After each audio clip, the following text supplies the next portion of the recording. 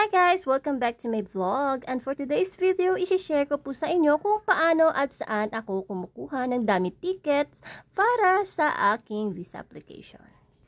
So, ang una lang natin gagawin ay pumunta lang tayo ng Chrome or Google, depende kung ano yung ginagamit nyo, at i-search natin ang dummyflight.com. Hanapin nyo lang yung may logo na ganito, yung green na dummy flights.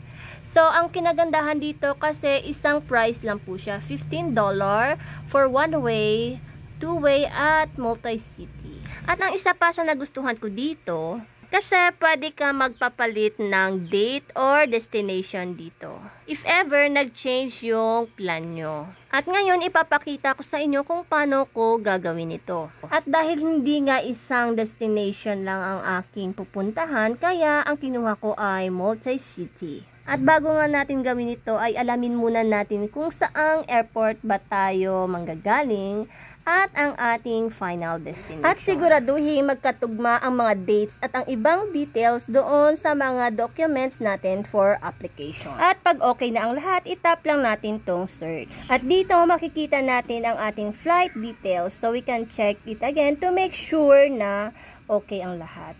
At dito, ilalagay natin ang traveler's name at ang ating email. At ito nga ang pwede natin gamitin for payment.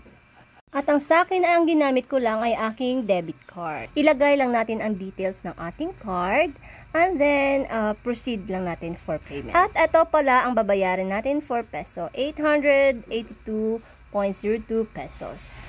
Pag okay na ang ating details, tap lang natin yung confirm and pay now.